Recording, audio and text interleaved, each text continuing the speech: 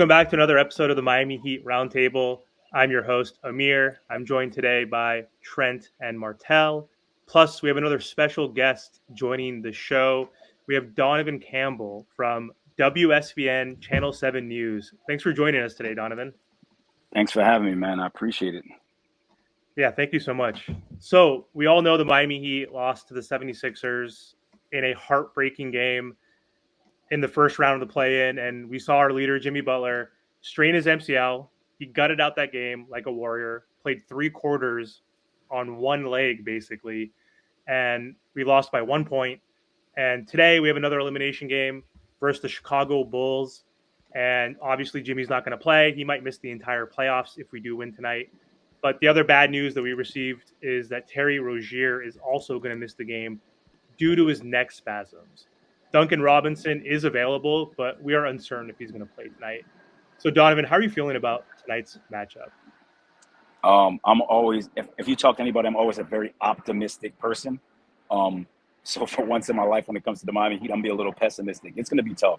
You're talking about Jimmy, obviously the leader, the warrior, the alpha dog, him being down. Terry Rozier has proven that he can be that alpha dog number two. He's down. Tyler's gonna have to step up in a huge way. Duncan Robinson's gonna have to play.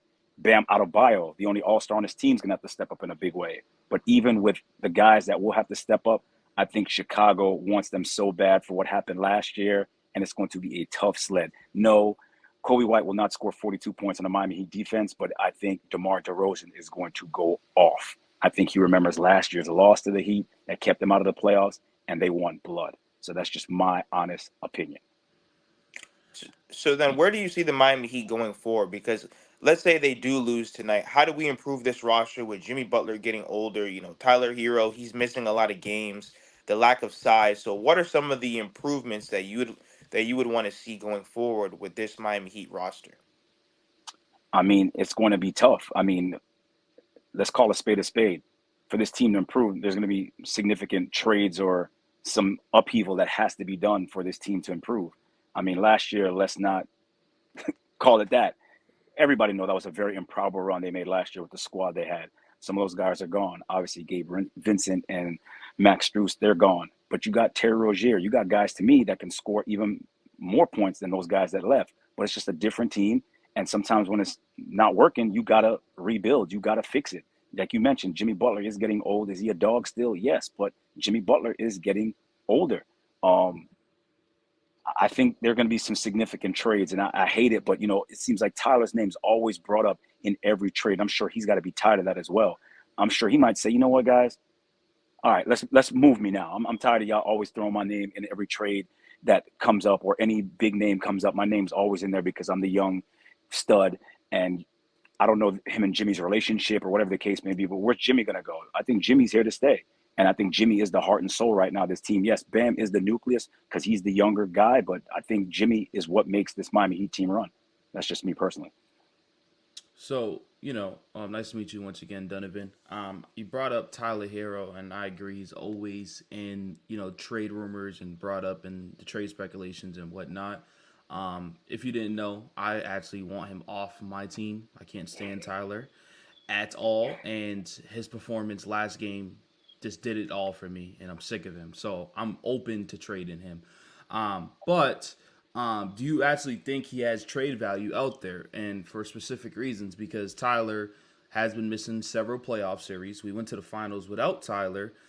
Even in the regular season, he's very inconsistent, very up and down. His stats throughout the playoffs when he was playing, he's only averaging 14 points a game. And then last game, he shot 9 for 27. Now, yes, I give it to him. He kept us in the game in the fourth quarter, but the dude still shot more field goal attempts than points, which is just terrible to me at that, like 33% from the field. So do you think there's actually trade value with his play in the playoffs, not really the greatest, and him in the regular season staying around 20 points a game, and him not having much moves, shooting fadeaway shots all the time? His handles aren't the greatest. Like, his skill set is still not developed. It looks like it's just standing still from each year. So is there trade value for him? And who would you want to trade Tyler to improve this roster for? Yo, Trent, how you really feel, man, about Tyler Hero, man? What Tyler do to you? Man, I'll tell you this, man. Tyler been stressing me out all season. um, I think with him being still young, and he is a scorer, he can create his own shot at times. Yeah. I think there is value for him. It just depends what the Miami Heat seek. You know that Pat Riley always goes big whale hunting, as he likes to call it. So I don't know if you're going to be able to secure the big whale for Tyler Hero. You know, but I think Tyler might want to change. Who wants to hear their name in trade speculation every season? Last year it was all about Damian Lillard, and that didn't come to fruition. It seems like the Milwaukee Bucks just came right from up under the Miami Heat. It's like, oh, let me get that. But that didn't work out either. You know, Nope. you see that Damian Lillard isn't happy in Milwaukee. I mean, I think Portland might be a better situation or a better city than Milwaukee, just me personally. So I think Damian Lillard is not happy in Milwaukee, and I don't think they're going to win with Damian Lillard there. So therefore, Damian Lillard might want out as well. Maybe that's a exploration moving forward. Tyler Hero now for Damian Lillard. Tyler going back to Milwaukee, where he's from Wisconsin, of an hour or so from the Milwaukee area. That might be something that they might want to try. Who knows? But if there's a will, there's a way. NBA, I've seen stranger things happen. Who would have thought Chris Paul would have been on the Warriors? Things happen, and I think there's going to be value for anybody of his skill set and him being still young, relatively young, and everybody knows that he can put the ball in the basket. And then I'll put a part two to that, Amir. So outside of Tyler, I love Jimmy, but he pissed me off this season. He really did.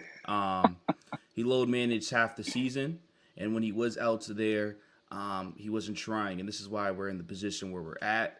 2 years back into the play-in, unfortunately, he gets hurt during the play-in. But we would have never been in that position if he was trying. Now, if you look at his contract, we're about to pay this dude $50 million for a player that's 35, 36 years old, that's coming off now an MCL injury, which thank God it's not an ACL injury, because then that would have definitely affected us heading into the next year. But it's still going to slow his offseason routine down and stuff like that. Now, obviously, the front office is not trading Jimmy. This is a question specifically for you.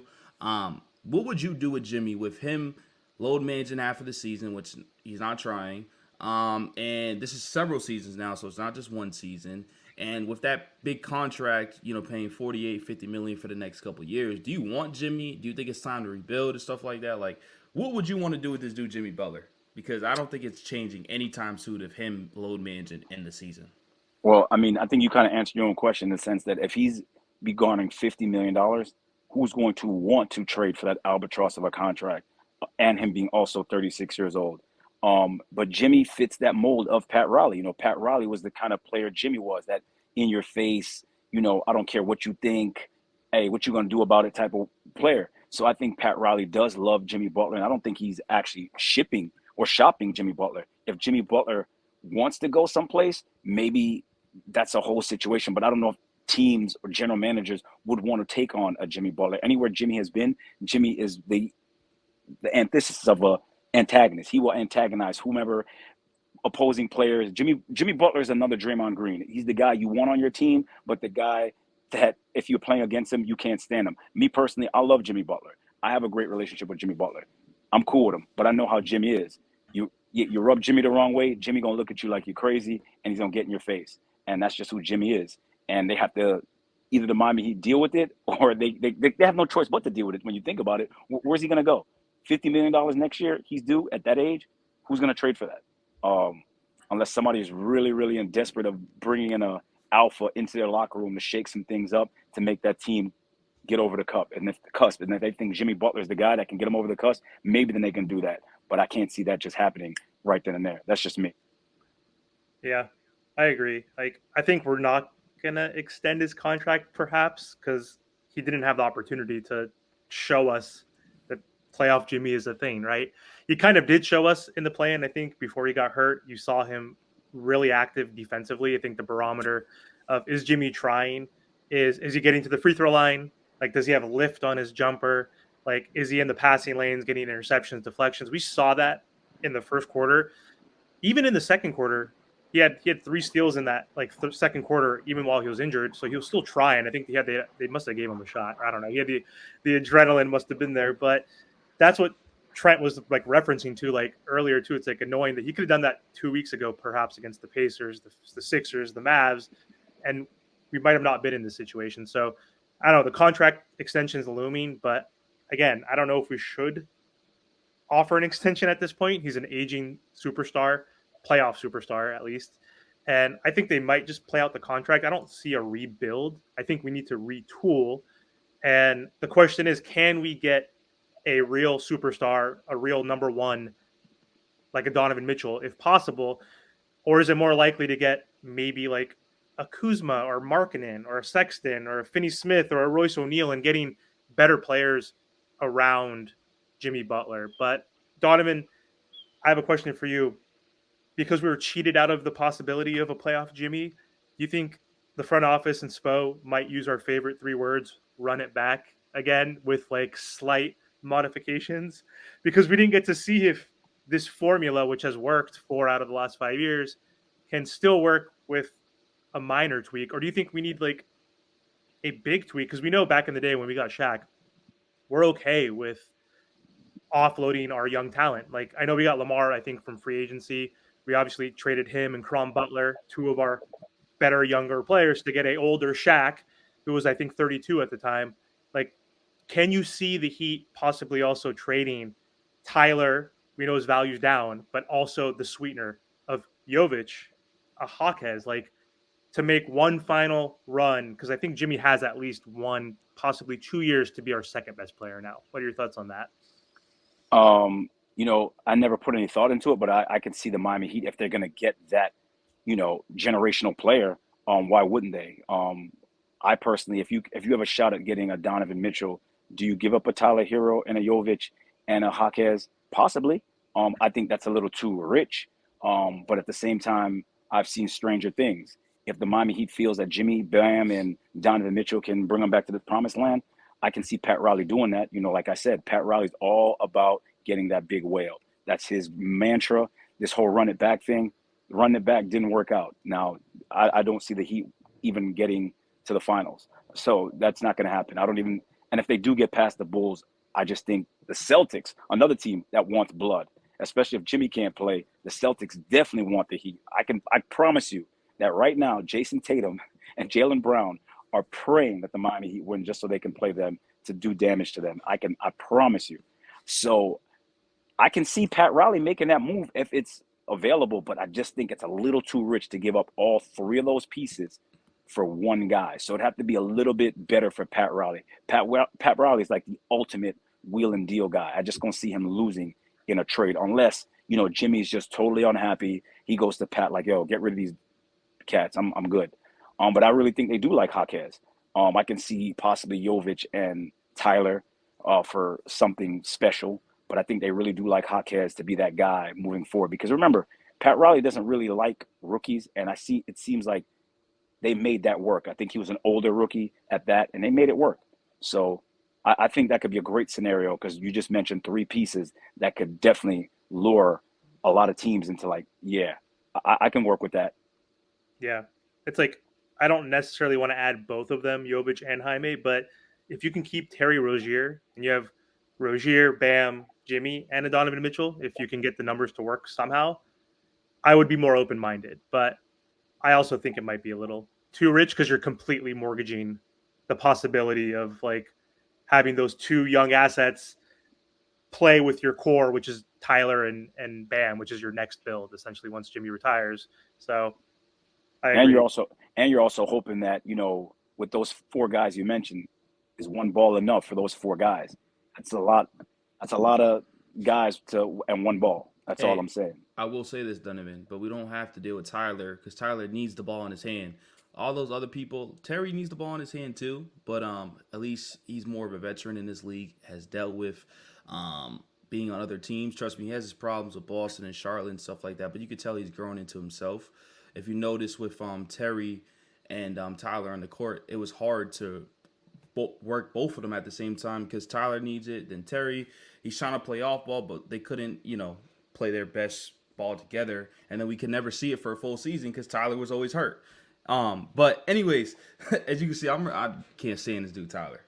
But I keep seeing you said something that caught my attention about Jimmy Butler. You said you had a great relationship with him. Now I'm not gonna ask anything too personal with it, but if you have talked to him recently, probably not before the injury or after the injury, whatever it is, how was his mood like, his energy for like this whole season, like, when the Heat were struggling, went on the 7 game losing streak, then they went on win streaks and they had up and downs with injuries. Like, was he always confident in this team? Like, I'm sure he was, but like there had to be in some doubt. Like, he's declining. I don't think he is gonna think that, but I think on the court he's declining. I think it's obvious.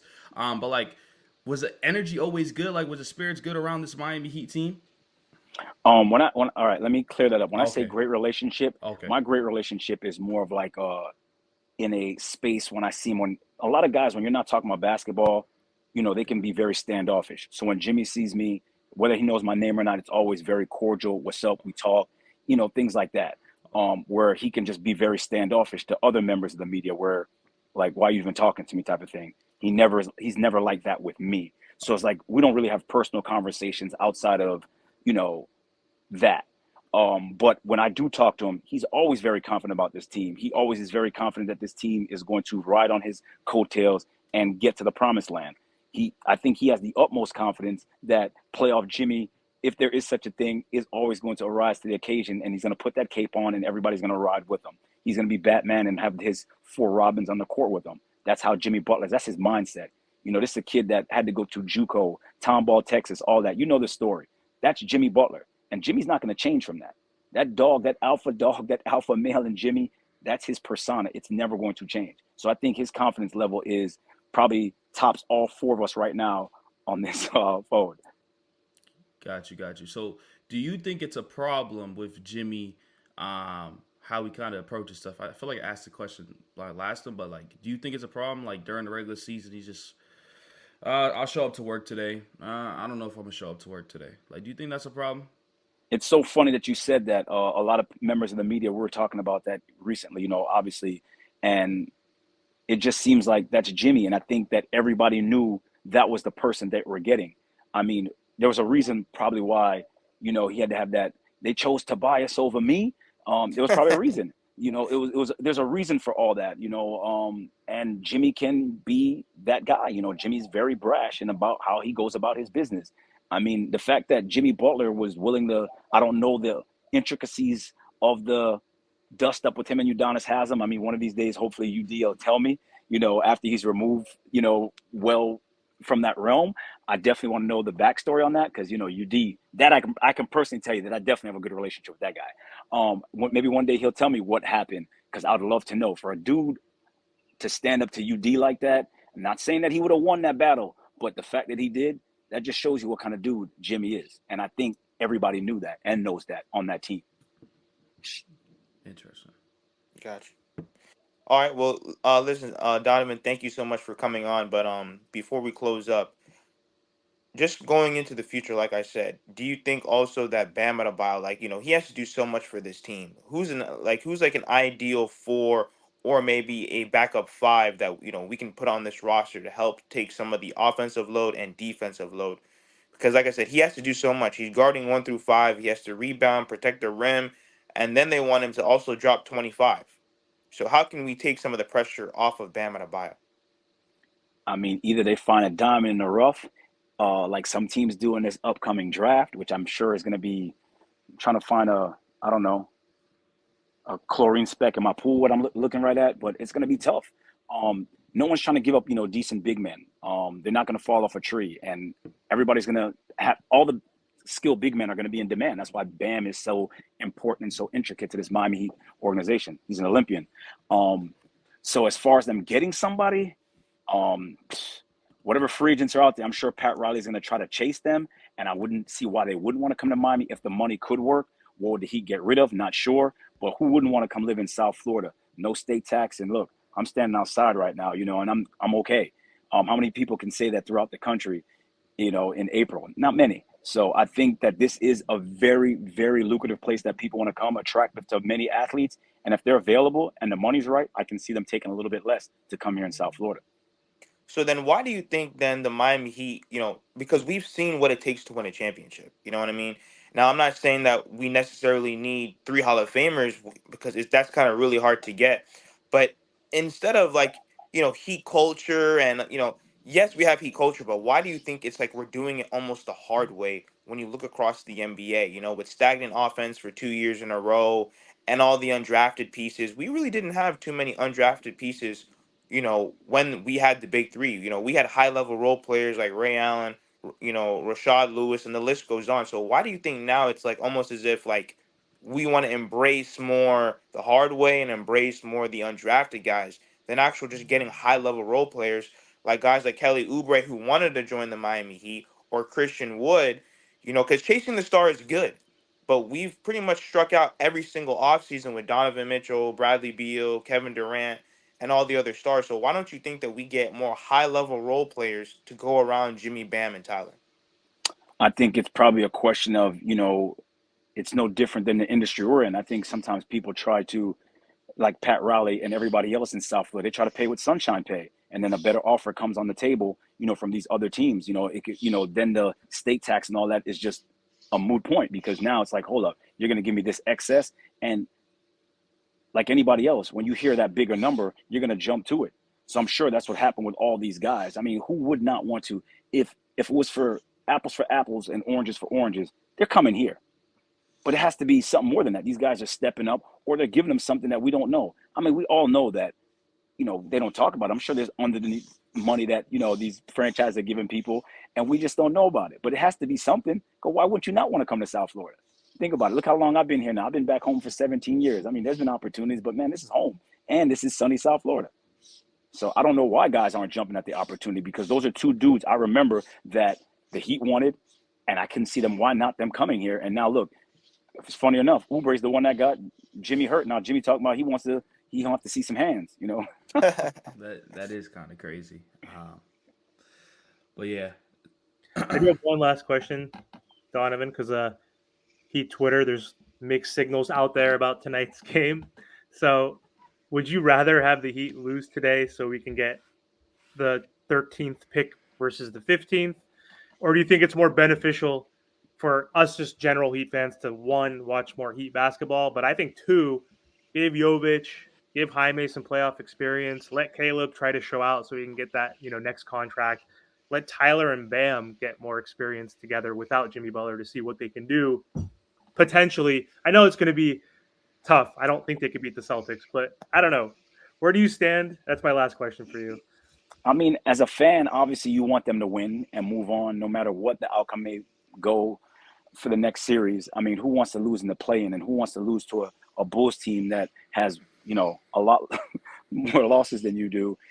They have a losing record. Who wants to do that? As a Heat fan, you're like, man, we lost to the Bulls. That's going to stink and hurt for the next season, going into next season. And is that big of a difference between the 13th and the 15th pick? You know what I mean? So it's one of those things, like, as a Heat fan, you definitely want them to win. And like you said, you made a good point. You definitely want these rookies and these young guys to get that experience in the playoffs against a very good Celtics team. And if Caleb can go off, I mean, that guy's been nothing but a soldier. Who wouldn't want to see that guy get paid after all he's done for this organization and how he resurrected his career? So, yeah, all those points you made is the reason why you definitely want the Heat to beat the Chicago Bulls and move on to go face the Boston Celtics.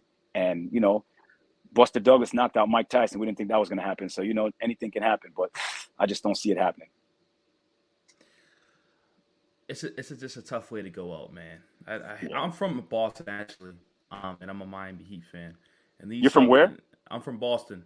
Oh, man, you should have never told me that. I'm never coming on this podcast again. I'm kidding. I'm a native New Yorker, so you already know how that hatred goes, but it's okay. Yeah, so it's tough, man. And I actually put a bet in. I said, if we play the Celtics, but that was when Jimmy was healthy, we're going to beat y'all again. Oh, wow. So it's looking kind of slow right now. So I hope you didn't put too much. I hope it was one of those Hard Rock bets for like $3 in the parlay or something. Nah, it was up there. It's up there. So you got no shot, Trent. Sorry, man. It's all right.